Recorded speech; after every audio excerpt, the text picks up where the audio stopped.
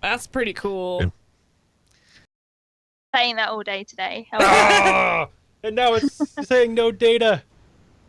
Yeah, And now me it's and my saying girlfriend haven't. We don't play Pokemon Go, but we've been walking around playing Pokemon Go. Okay, we are live. Hopefully that YouTube keeps getting data from us. So we're going to go ahead and get started. Okay. Atheist Nomads, episode 154. And Is that actually 154? Because... No, I fixed it on the image, but I didn't fix 155. it in the show notes thing on the stream. So let me fix that real quick. Oh, no. This is like the 6th time he's done this. It's no problem.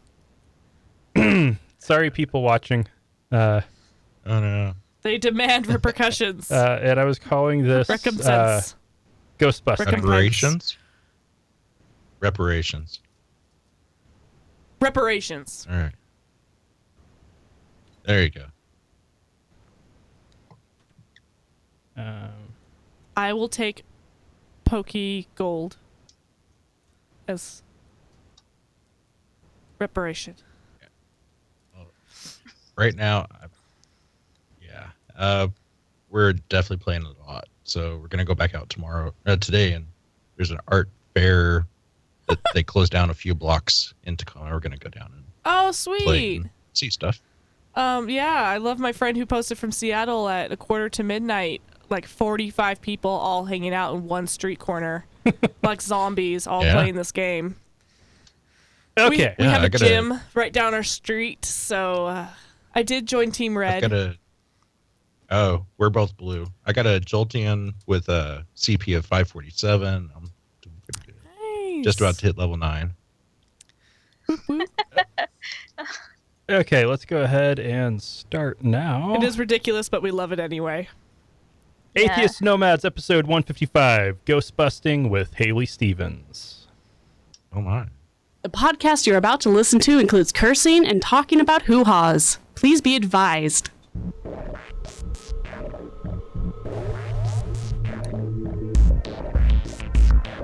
We are the Atheist Nomads, bringing you history, science, politics, religion, and interviews with leaders in the atheist community. Not all those who wander are lost. Welcome to another episode of Atheist Nomads. I am Destin. Joining me as always is Wesley. Hello, everybody. Joining us today is my lovely wife, Lauren. Hello. And our guest today is paranormal investigator and ghost hunter Hayley Stevens. Hello, everybody. Oh my goodness. And as you Yay. can tell, she is from the UK. When I was in England on the International Air Cadet Exchange, I had a Air Training Corps cadet tell me that every house in England is haunted. Hayley, is this true? Pretty much true, yeah. What they're haunted by, though, I couldn't say. Everything is so old.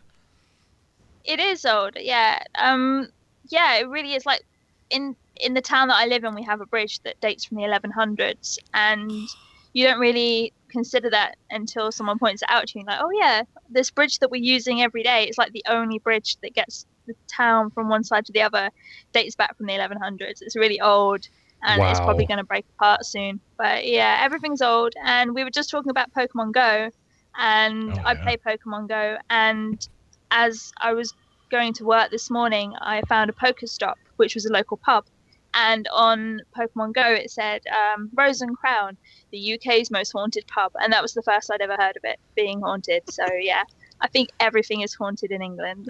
Everything ties together. Oh my gosh. Let me put this into a tad Was of it a ghost perspective for Pokemon? you. That'd be awesome. No, I didn't get a ghost Pokemon. No. A tad of perspective for you. Washington State wasn't even formed until 1889. I mean, yeah. 1892 for us in Idaho. Whoop, whoop. 1890. 90. Yeah. We're pretty cool like that. We're babies. Yeah. So we're not Which even is why legal we to drink, really. Which is why we explain why we're so fucked up right now. So Haley, what's your story? How did you get into the whole ghost hunting and paranormal investigation thing? Well, I've always been interested in ghosts. I think everybody says that, since I was a child. I think that's just something that everybody says, but it's true. We lived the house that I grew up in a small village called Hilperton. We were convinced that the house was haunted, and it scared me. I was terrified the whole time that we lived there, but it was really interesting at the same time. And then we moved out of there when I was 18, and around that time I decided to make my own ghost hunting team, and I was inspired by television shows like Most Haunted and their ilk. And yeah, so then for 2 years I went out ghost hunting. And when I say ghost hunting, it literally was looking for ghosts. And in those 2 years, I started to kind of experience things that to me didn't quite make sense. And I kind of explored it more and more, and I found the rational information. And about 2 years after starting out as a ghost hunter, I stopped believing in ghosts, and I became... I was going to say, spoiler alert, there's no ghosts. Yeah. Right? Yeah, pretty much. Dang it. And Dang it! I became a much more rational investigator, and I've been doing it ever since, really. Just because it's really interesting, but also people do have these weird experiences that sometimes seemingly have no explanation, and that really interests me. That's, I want to go out and solve that mystery if I can. So you're like the skeptical superhero of ghost hunting. I don't think people would agree that I'm a superhero. In fact, there are a lot of people out there who would tell you the exact opposite. You're a villain. I am the villain. I'm the one who goes in. It's like the Scooby Gang, going in, tearing off masks, and unearthing hoaxes and stuff like that. I've never torn a mask off of anybody, but there's still time. There's plenty of time. That's what I always loved about. That's what I loved about Scooby Doo. I mean, in the cartoon, there was some old guy they could always pull a mask off, but in the movies there actually was a ghost. That kind of irked me. Yeah, they were real ghosts. Well, one of them was Scrappy Doo. Pulling a hoax. And nobody likes Scrappy Doo, so we forget about that one. Especially not after that. For an interesting coincidence, I guess, is I actually watched the Scooby Doo movie in a theater in Britain. Oh, really? That would have been an Uxbridge outside of London. No, that building wasn't. No. I bet you it was. I met the guy who played Shaggy at Comic-Con. He was nice. Yep. He really loves children. He's like, they're amazing. Okay. Right. But yeah, I mean, ghost hunting, though, there are parallels that people kind of draw between paranormal research and Scooby Doo and the X-Files and things like that. But in real life, it's nothing like that, really. It can get quite tedious sometimes, because you imagine going out, running around and hunting down these hoaxes and uncovering the truths, and it being like these television shows that you see, but really a lot of the time can be spent just sat behind your computer just reading notes and researching more than anything. So, also, it's just like every other scientific endeavor. Pretty much, yeah. I'm going to be Indiana Jones and go discover some lost civilization. Or I'll read like 15 people's theses. Yeah.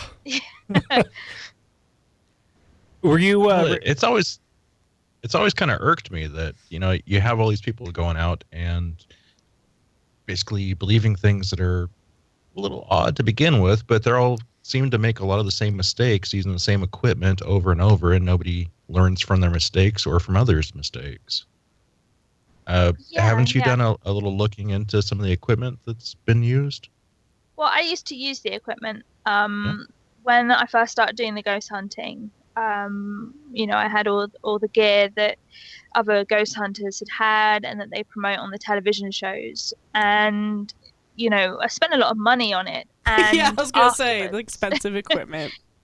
It really is expensive. And once you've spent all that money on that kind of gear, and once you've spent all those hours doing your research, when you start to doubt that, what you're doing is the right way of doing it, or that ghosts really do exist, or that there's an afterlife and so on, that the money that you've invested and the time that you've invested can be something that can actually stop you from walking away from it, because it's just such a huge part of who you are and what you do. I've still got some of the kit around here, and when I look back and think, why did I use that equipment? It was because other people did. And I guess I presume that because other people were doing it, it must be right. How could 200, 300 people be doing something wrong without anybody calling them out for it? But it turns out people were calling them out for it. I just didn't see that side of it. And then you start to see the other logical fallacies. But the equipment, it's basic stuff like EMF meters. There's this theory that ghosts will, as they're manifesting, and when I talk about ghosts, I could throw alleged and so-called into the conversation all day. So if I don't, it's not because I'm saying ghosts are real.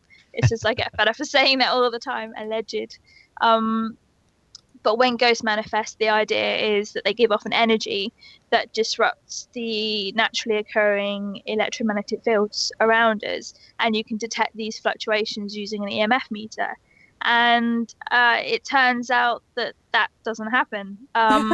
There's also another side of it, another theory where people believe that certain levels of EM fields can cause people to have not hallucinations as such, but they can feel strange stuff, and that kind of goes into Persinger's God helmet experiments and so on.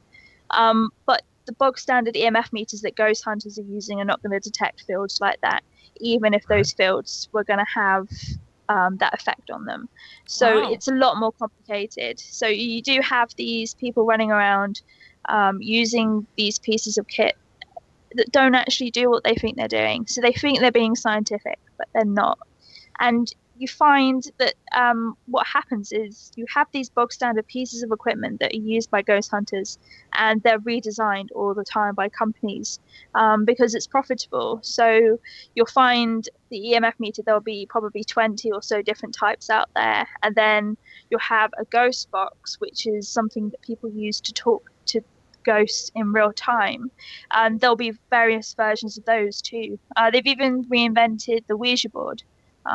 So rather than just being a board, there is now one that's a 2-tier board. So you've got 2 levels of the Ouija board, and the top tier is on a spring, and it kind of goes backwards and forwards. And so, I think there's a lot of money to be made from people who believe in ghosts, and that's why you see this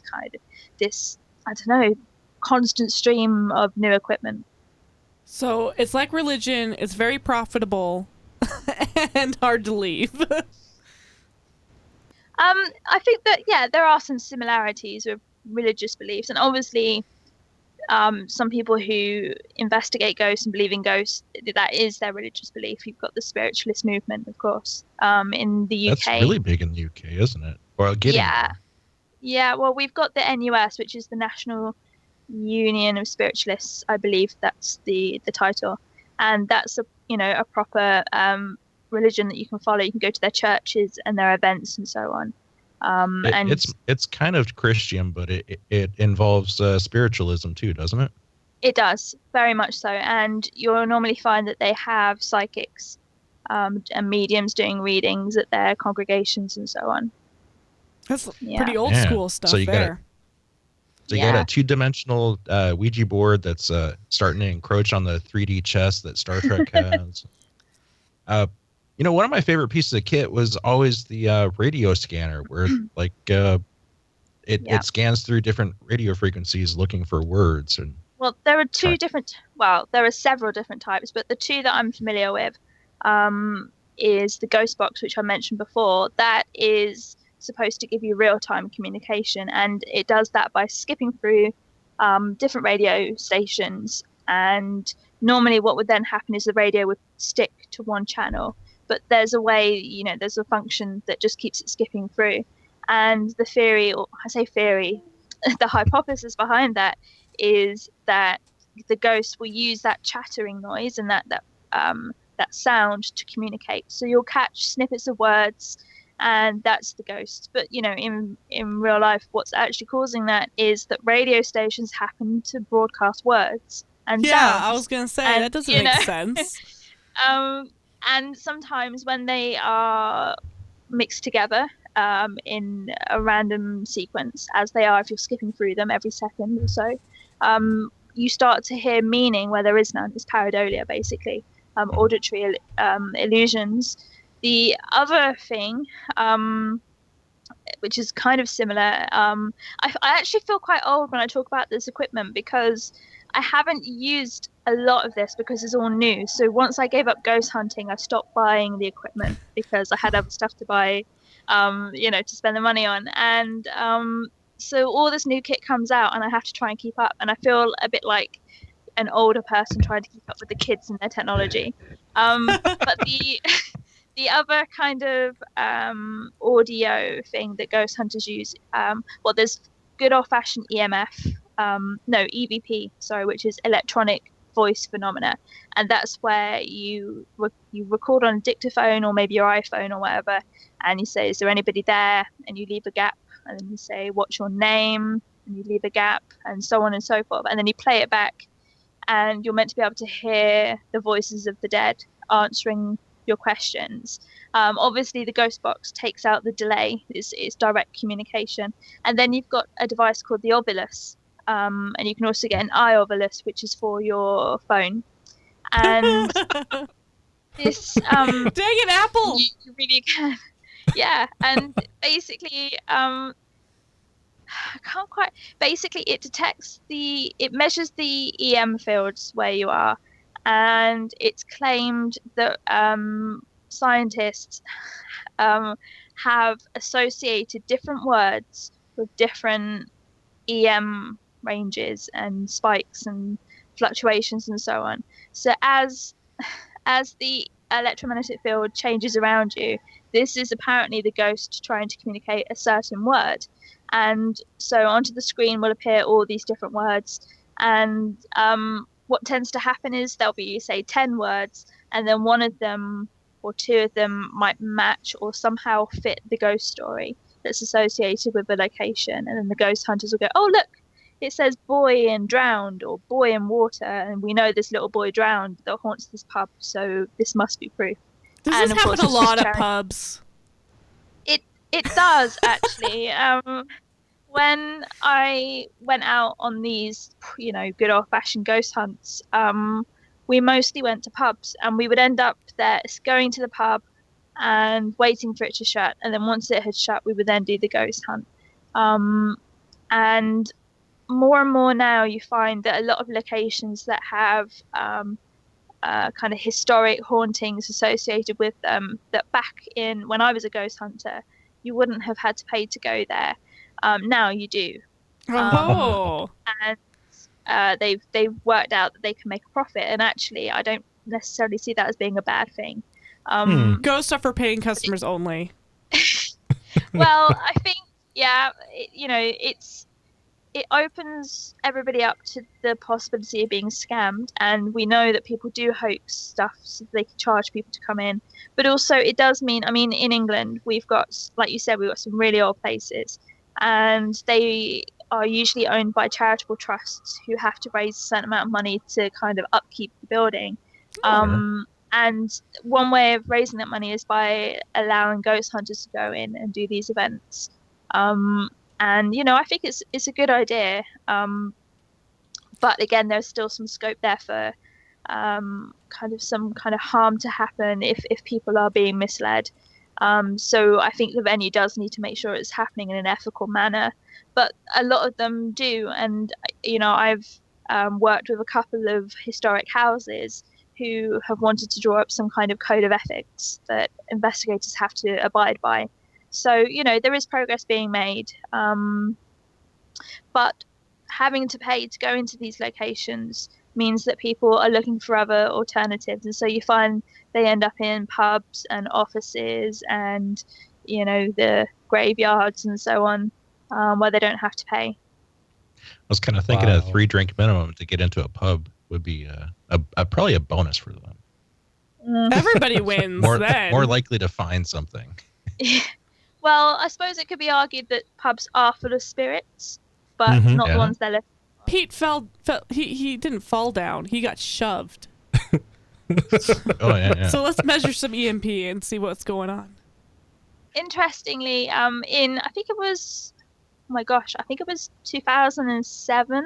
I might be wrong, but smoking was banned in public places in England, and you notice, or at least this is just anecdotally, but I certainly noticed, and I know that others did, a drop, quite a decrease in the number of photos of strange mists that people were taking. Nice. And I think there was a direct correlation there, but I don't know. It's Well, maybe quite vaping interesting. will bring that back. Maybe it will, yeah. Let people vape Damn in it. bars so they can have their ghosts back. Well, Well, the UK is actually at least the Public Health England and one of the physicians associations are definitely encouraging allowing vaping in public and Yeah. being very cautious with introducing new regulation. Basically, the opposite of what the So, FDA yeah. is doing. So I'm sure we will see an increase in ghost photos. Yes. Which would be great. At least it means I've got something to do now. So Yeah. All right. Well, let's take a quick break, and we'll be back in just a moment. Atheist Nomads is proudly brought to you by Archway Hosting. Check out their low-price, full-featured hosting solutions at archwayhosting.com. That's ARCHWAY hosting.com. Hey, we're also brought to you by listeners just like you. Find out how you can become a patron at patreon.com/atheist nomads. That's patreon.com/atheist nomads. And we're back. So, what would you say is... Have you found anything that was difficult to explain? yeah, I've had very strange experiences. I think anybody who investigates weird things is going to experience them. I mean, that's just the nature of these experiences that people report to us, because at the root of these experiences and these strange happenings is a rational cause. We just don't know what it is. So when an investigator like myself goes into a place or starts to investigate a case, the chances are that we're going to experience it too, and we just have to try and work out what it is. The weirdest thing, it wasn't scary. That you tend to find things are scary and then things are weird, and they're two different categories. And whenever I've experienced something really weird, I've never been terrified by it. I've never run off screaming like you see on these television shows and on YouTube channels and so on. There have been instances where I've run off screaming, but it tends to be somebody's come around a corner and startled you and, scared you silly. You'll never get a TV show without some drama. Yeah, well, there is always drama, but that can be explained. But the really weird stuff, it kind of happens and then leaves you wondering what the hell just happened, rather than freaking out. And the weirdest thing, I was in this old, I can't remember when it dates back to, but it's an old manor house. It's a huge place that's been turned into a hotel. And the family that owned the manor house, they had a chapel built within the actual house. So they lived in the house and they would go to church within the house, and so would the staff and so on. And the chapel is still there. It's kind of as it was, which is like a nice feature for the hotel. And we're in this chapel and we're setting up a camcorder on a tripod because it's reported that a figure is seen coming from the back of the chapel and down the aisle, and we're wondering perhaps it's just a person cutting through. So we're going to catch it on camera, hopefully, and then work out if it's a person or not. And as I'm setting the camcorder up, somebody grabbed my arm from behind, and when someone's pulling your arm to try and get your attention, it was like that. And I turned thinking that it was my colleague, and there was nobody there. And I can't quite explain that one. I think it could have, looking back, it could have been a muscle spasm, or I was wearing a shirt, so it could have been the shirt relaxing or tugging on my elbow. But yeah, that one was quite puzzling for a while. And there was another case in a shopping centre in a town near where I live. It's said to be extremely haunted. It used to be, it was a castle, and then it was mills from the 1400s, and then, from the 1980s, there's been this shopping centre there, and it's said to be haunted by all sorts of things. Typical and 80s. Yeah, typical 80s. And we're in there and we're investigating, and actually we're not even investigating at this point. We're just stood there trying to work out who's going to go where, because it's such a huge area to cover. And we're stood in, like in shopping malls, you have all the shops, then you have the bits in between. We're stood in one of those areas between all the shops, and there is like a stand that sells, I think they were selling handbags or something, and that was all covered up for the night. And we stood on one side of that, and on the other side of that, we suddenly realized we could hear somebody singing. So we ran round both sides, and we met on the other side, and there was nobody there. So we assumed they were inside the stand, and we kind of went under. There was nobody there, and we're inside kind of the stand looking for them, and we hear somebody laughing, and I'm pretty sure that was a prank. I feel confident that we had all angles covered though.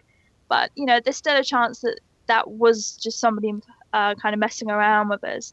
But that one was quite weird and creepy. At the time, we felt like we couldn't explain it, and that there was no way anybody could have gotten away.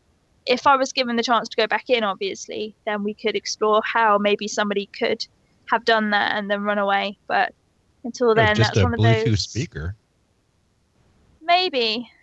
But we didn't see anything like that. But I didn't think about that, actually. I have a little battery-powered Bluetooth speaker that I could put anywhere, and as long as I'm within, 40, 50 feet of it, I can broadcast to it. That's interesting. I didn't think of that. But yeah, there you go. It's one of those things we will never know. So you've been to some pretty interesting places. Yeah, some I have. All sorts of places. The thing with ghosts is that people tend to think that they don't haunt places, they haunt sites. So, you could build a brand new house, and it could be haunted because of what was on the land before. So you tend to find that ghost stories are associated with all sorts of buildings, regardless of what the history of them is. They're quite interesting, really. And obviously I say that not believing in ghosts. I tend to think of ghosts as a cultural phenomena rather than a paranormal or supernatural phenomena. So when I start talking about things like that, people get really confused because they're like, hang on, you don't believe in ghosts, so what are you talking about? But when you look at the cultural aspect of ghost stories and hauntings, it gets really quite interesting. I know that Ben Radford did a lot of study into like the Chupacabra, and saying that came out about the time that a movie did back in the early 90s. Do you see any tie-in between, like, say Ghostbusters, the movie, and stuff like this becoming more popular? I don't know. I don't know if I buy that ghosts become more popular because of television shows and movies and so on. I can see that maybe ghost hunting would become a bit more popular with television shows, but it's quite difficult to know for sure because pre-Most Haunted, which was early 2000s, there was not really any way of communicating with paranormal teams across the globe. I mean, yeah, there was the internet, but nobody was really making these large communities. So it's difficult to know how many paranormal teams there were pre-Most Haunted compared to now. And with things like the XFiles, I saw people freaking out a lot about how the XFiles was going to make people believe in all sorts of weird things, and the paranormal was going to become much more popular. But actually, the paranormal has always been popular. And exactly, all over the world. Yeah, and most polls, when the public are kind of quizzed about this, about 50% of people say they believe in ghosts or have had a paranormal experience, and it doesn't really change all that much. I mean, it does change, but I think that's more about the questions that are asked rather than, the levels of belief. But I think roughly about 50% of people tend to say that they believe in ghosts. And I don't think that really. I don't know. I think there definitely need to be studies into it, what can make people believe when they didn't believe before. I know there have been studies about what people can perceive to be more true when they're watching shows about things like UFOs and so on. But when it comes to things like Ghostbusters and the X-Files and things like that, I don't know if there's any link. I really don't. Well, I know that there's... I think they helped. I think they helped like people get into government conspiracies, but other than that, not really monsters. I don't know. I think you would have had to have believed in government conspiracies a bit before. I don't know. I don't know if... well, yeah, especially now. But in modern times, there's, all sorts of stuff going on. But I don't feel as though television shows could be a trigger. I think that there would have to be something already in place for people to believe, and you look at the X-Files and it's not just paranormal ideas. So it's not just about out-of-body experiences. It's out-of-body experiences and going and killing somebody whilst you're having an out-of-body experience. Or it's not just abduction. It's, it's kind of super paranormal ideas that are being promoted. And, there probably are people out there who believe in that, but I don't think they believe in it because of the X-Files. I don't know. No, but I do know that there are some people who believe because of the paranormal investigative TV shows. I have met a few people who are like, well, they're showing it on TV. Yeah. What more proof do you want? And I'm like, we're on a different wavelength here.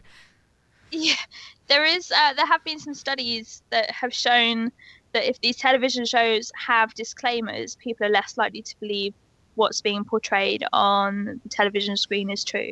So if I can't remember the exact studies. I have blogged about them because I was really curious about this, and I researched into it and I read a load of different papers, and they showed the same shows to people, some without disclaimers and then some with different disclaimers. So some that were very strong disclaimers and some that were just, the regular kind of disclaimers. And they found that people who watched the show without a disclaimer were more likely to agree that the events had happened. So there is, I think, when it comes to documentaries about the paranormal or shows that present themselves as factual, like Ghost Hunters and Most Haunted, and I think aliens building the pyramids. Yeah, Ancient Aliens, and I think the latest ghost hunting show in America is Ghost Brothers, really? Which is three black men going out ghost hunting. I think one of the taglines was something like, "Why is ghost hunting so white?" Which again is another completely fascinating subject. But yeah, these shows often present themselves as factual when they're not. They're nothing close to factual, and I think that can sway people. I think there is personally I feel as though there is a distinction between the shows that present factual information that may not be factual and fictional shows. I'm not sure how people react to those different genres. Wow. All right. Well, we're going to take another break, but before that, we do have some feedback coming in off of the live stream. Chimera Productions is complaining that it keeps cutting out. Sorry, I shut down a bunch of network processes that I forgot to turn off before we started this. I think that's helped, but YouTube is still reporting that the stream status is... Oh, now saying it's good, but mostly it's been saying it bad. So, sorry, still trying to figure out what's going on. Maybe I could blame the weather. It's a rainy day here, and we don't have that very often in Boise. Ghosts. Parker Ferguson says hi, wants a shout out because he or she loves our channel. So, hi, awesome. Parker. And Psychic Con Man, after I explained about on the chat about the bandwidth issues and how this is still experimental, Psychic Con Man said, experiments are good, though don't try experimenting on reanimated corpse. It's a bit too slimy. Ew, body farms. Depends on what movie. Depends on how far along it is. You really want to try reanimation before rigor mortis sets in. Otherwise, they're going to be all, yeah. It's can be all sorts of messed up. All right, we're going to go ahead and play the break now, and we'll be back in just a moment. We love hearing from our listeners. You can email us at contact@atheistnomads.com, tweet us at atheistnomads, send us a message on our Facebook page at facebook.com/atheistnomads, or better yet, call us and leave us a message at 541-203-0666. We might even play it on the show. You can also help us out by leaving us a review on iTunes, Stitcher, or your podcast directory of choice. And we're back. All right. So, Hayley, do you have a religious background at all? I wasn't raised religious. My parents decided that my brother and I should be able to make those decisions for ourselves when we're adults. But in England, the school situation is quite weird in that you can usually only get your children into Church of England schools. So even though we weren't religious at home, we were taught religion, the Christian religion at school. And of course, as young children, we go to school when we're 4 here, and at that age, you just kind of take it all in. So we were being taught about evolution, and at the same time, we were being taught about Noah's Ark and things like that. So it's all very, very weird. Yeah, really weird. And explains why people are leaving religion in such massive quantities.